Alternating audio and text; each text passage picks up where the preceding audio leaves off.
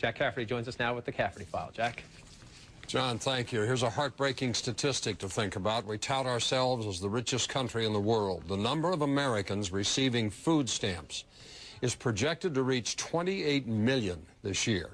New York Times reports it's the highest level since the food stamp program began in the 1960s. The number of recipients around the country who have near poverty level incomes that are necessary to qualify for food stamps, staggering. 14 states have seen record increases in the number of people on food stamps just since last December. Among them, Michigan, where it's 1 in 8, West Virginia, 1 in 6, Ohio, 1 in 10. Of the 50 states, 40 saw their numbers rise, with several of them actually seeing increases of 10% or more. While the federal government is busy bailing out failing investment banks like Bear Stearns, an estimated 2 million people are looking at the possible loss of their homes through foreclosure.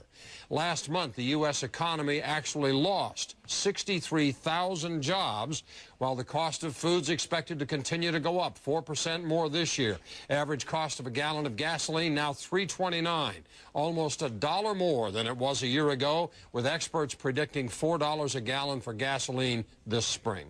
So here's the question. What's the answer to a record 28 million Americans being on food stamps?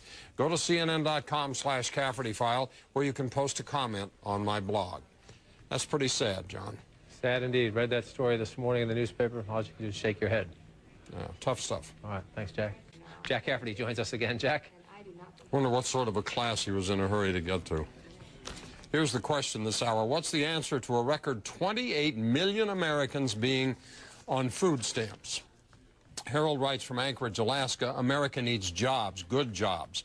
While Bush is bailing out big business, the middle class is left to look up the tinkle-down economics. Perhaps a 21st century version of the CCC Public Works program is in order. Help out the people, rebuild our disintegrating infrastructure. We'd better do something soon while we still have a country left to save. Cookie in South Dakota, what a sad day for our country. 28 million need assistance to eat. We need to bring our troops home, stop illegal immigration, and stop all aid to all countries and take care of our own people. Bring back our jobs, no buying anything from China. Add tariffs to all products made elsewhere that are brought into this country. That would be a good start. Everybody needs to buy American products to bring more jobs to our people.